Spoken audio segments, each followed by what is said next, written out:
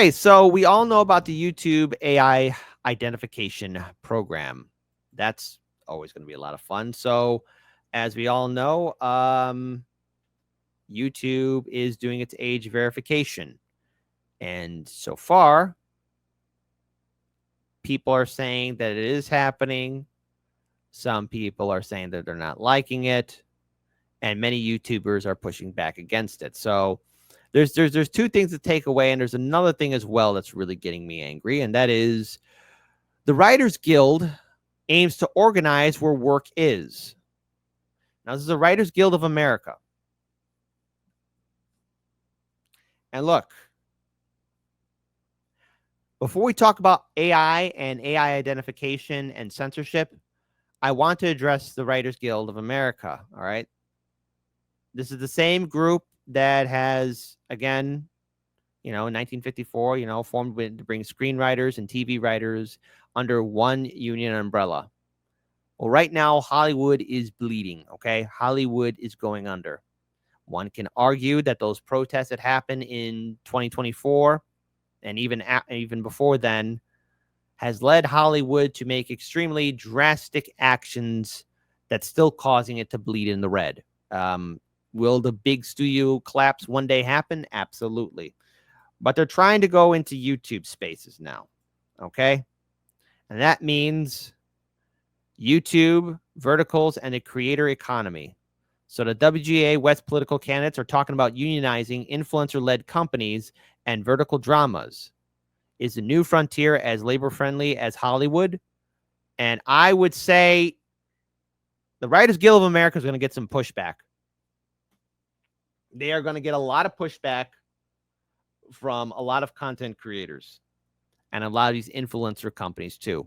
I'm all for workers' rights here, but listen, what the Writers Guild and what a lot of these protesters did last year, and I get it. I get it. I understand the need to protest. I understand the need for fair wages and everything, but Hollywood is a very different animal than the online community. Absolutely. 100%. Completely different, night and day. So in 1954, the Writers Guild of America formed to bring screenwriters and TV radio writers under one umbrella. A few decades later, the labor group expanded its purview and adding animation primetime writers. In 3, 5, or 10 years, could vertical, iPhone-sized content writers, YouTubers, and other content creators be next? This is not good. It won't be good. Okay? And I say this because a lot of groups in Hollywood, especially since 2016, were really on board with the cancel culture and censorship of a lot of actors and writers that weren't going along with the woke wave that was going on. All right. And I think remember that era. It wasn't good for a lot of people in the entertainment industry. And of course, a lot of people online also suffered firsthand from a lot of mainstream articles, magazines, online outlets that were going after YouTube content creators. I mean, most notably and most prolific was PewDiePie, for example. All right. I remember all the hate articles against him, ridiculous ones, especially the most infamous one in which there was this whole smear campaign against him saying he was wearing a Luftwaffe outfit. The outfit he was wearing was a British bombardier outfit. British bombardier outfit, Luftwaffe outfit. World War II era, so correct timeline, but two different things altogether. Luftwaffe was with the German Third Reich from Germania, and the British bombardier. That's what PewDiePie was wearing, Great Britain. And look, in case you're not familiar with history, the US and UK were allies during World War II. Still are to this day. Just throwing it out there. Just throwing it out there. And Salty Digital Dive says, AI is coming for you writers. And that's another thing, too, which probably explains why the WGA is trying to go to these influencer companies to stay relevant in an environment that is rapidly evolving and changing faster than they can adapt to. That's the vision presented by multiple candidates for this year's WGA West Board and Officers election, who are reacting to reduced TV and film hiring with calls for the union to expand. We are sitting on a shrinking iceberg and must be willing to look beyond our current employers. It's not going to work. This is not going to work. WGA, wrap it up. It's over. That's not how it's going to work. These influencer companies, no, that's not how it's going to work. Who is running unopposed to become the union's president, wrote in her candidate statement, incumbent board member Adam Conover devoted nearly all of his statement to an organization narrative focusing especially on the creator economy. Like it or not, this is the future of television, he said of YouTube. In all, about half the candidates in this year's election brought up the need for the union to look beyond film and TV. You're already too late. Not just the verticals and YouTube, but also podcasts and video games. Already, it's a disaster. In 2024, the number of WGA West members reporting earnings was down 24.3%, already done, compared with 2022, the last comparable year not interrupted by a strike. The union also has disclosed that television writing jobs during the 2023-2024 season were down 42% from a year earlier.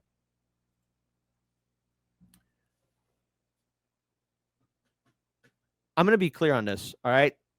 I've done some voice acting gigs, and I've done some other video gigs, and they've all been freelance.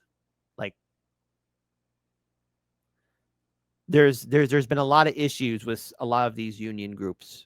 All right, with the strikes that have been happening, especially as I mentioned in this article here for 2022 were the only year where there was not interrupted by a strike. Let's face it, in this day and age where people want content, the last thing viewers and consumers want is content halted, okay? People are bored, people are tired. And yes, the bigger you get on social media, be it on YouTube, Kick, Rumble, eventually, sooner or later, what happens is, depending on the genre, most likely it's always entertainment or other types. You're gonna want to get some kind of an agent to take care of you and everything else. But the thing is, the online community is different than the traditional Hollywood TV radio environment. All right. It's not my fault that I'm going to be speaking the facts here that TV, Hollywood, and radio failed to adapt with an ever-changing environment. And if you think you're going to bring the same kind of noise and energy that you had in television, radio, or Hollywood to the online sphere, no, you're going to get pushed back, and people will start talking. Okay. So it is. Sorry, I'm actually reading the chat here too. Just trying to keep an eye on the chat here, just seeing how you guys are talking about this too. It is a sign of just overall the changes that we're seeing. So I just want to pull this up here. Continuing on. Not only, let me pull up the rest of the article here. Not only does it make sense for the union to organize, they have to, says Miranda J. Banks, an associate professor with Loyola Marymount University. At this point, film and television work has been so squeezed that writers are seeking employment in all sorts of other places, considering different options. In that process, they are naturally exploring the boundaries of where entertainment writing is going. Oh my God, look at the decline. Lower level jobs, staff writer, story editor, 2018-2019, 795. 2019-2020, 741. 2022-2023, 824. 2023 to 2024, a whopping 446. And the numbers are drastically down for mid-level jobs and upper-level jobs. As logical as it is, this approach represents a pivot for WGA West, which has been known more for attempts to remake and reform traditional entertainment industry in recent years than expand outside of it. In contrast, the union's sibling, New York, the WGA East, has been pushing hard beyond its core areas for more than a decade. Scribes who work at podcasting companies, nonfiction television firms, and digital news outlets have all been incorporated into the group since 2011. To be fair, during the rise of streaming platforms and the height of so-called streaming bubble, the WGA West grew without having to unionize outside its comfort zone. While such streamers as Netflix, Hulu, Paramount Plus bulked up their offerings to lure subscribers, the WGA West members rose from 21,195 in March 2013 to 26,350 in March of 2022, according to documents that the union filed with the Department of Labor. But any organization efforts aimed at work produced on social media platforms in particular won't be easy. The creative workforce is diffuse and often isolated, not easy to wrangle under one common goal. For every star that produces scripted entertainment with the help of an entire staff, like Alan Chicken Chow, or I think that's it, or Damar, who now both have Burbank studio spaces, scores of more minor internet personalities toil alone and for little profit. Ad dollars are limited while creator space is saturated. And at least a couple of early movements that sought to organize creators have lost steam. Exactly. This is such a hyper individualized space, and so convincing individual creators to see the power they have as a class, not just with each other, but with other entertainers and artists, is going to be what makes an inflection point. The burgeoning field of verticals, too, so far, has been dominated by platforms, sorry about that make their products cheaply and quickly with scripts that might make the Razzies blush. So far, platforms like Real Short and Drama Box seem to be perfectly content not to exhibit the kind of work produced by A-list writers. Because if you could do it by yourself, you'll be fine. Excuse me. Oh, my goodness. Losing my voice here. So if you can do it by yourself, you're going to be fine. The WGA West has, for some time, explored the opportunities in video game writing, but has never gone all in. Well, of course, because the video game industry is dying too. People don't talk about that. The video game industry is dying. A lot of these AAA games, they're going belly up. Incumbent board member Rod Foreman himself, a video game writer who wrote Marvel's Spider-Man 2, said in his canon statement that during his time in leadership, he led a committee to explore new ways to break into the industry. But so far, another labor group, the Communication Workers of America, has taken pole position on organizing wall-to-wall unions in the video game industry, including writers. Well, good luck, because a lot of AAA video games are going under. Still, the union will have to tackle these obstacles, if not just to survive, then to thrive. I cannot count how many folks are currently working on vertical shorts, video games, podcasts, or writing influencer content, wrote incumbent WGA West board member Molly Nussbaum, and in her canon statement, perhaps it's time their union sought out new challenges. Oh my God. There are usually few people in those canon statements who are talking about jurisdiction and new areas, says Banks. But that so many people are, and that they are both excited and determined in the way that they are speaking about potential, really highlights how much this is critical to the health of the Writers Guild membership right now. Wow. Wow, wow, wow, wow, wow. They are in the full-on negatives. And see, here's the thing here, too. A lot of these writers, if you're talking about unionizing right now, if you're trying to talk about going onto YouTube right now and bringing that energy to influencer companies or influencer people, I cannot stress to you guys enough. I cannot stress to all of you enough just how individualized a lot of social media is. And that goes for Instagram, that goes for X, Rumble, Kick, YouTube. Yes, there's always a great need to collaborate and work together with people. There's always a need to try and build something up and try and fight. But what I will say to everybody that's watching this, that energy that WGA has in California will not be accepted, because other corporations right now writing in their bylaw, I'm willing to bet right now that a lot of prominent YouTubers and other influencer companies are now looking at this saying, okay, we're going to write some different things into our bylaws, right? Unfortunately, what a lot of the strikes have done in Hollywood was actually speed up its demise. And with the introduction to AI, with the introduction of AI video and people able to make their own AI content, I'm not saying that all of it's going to be gold, but people are going to want solid writers and solid people to tell good stories to keep them entertained.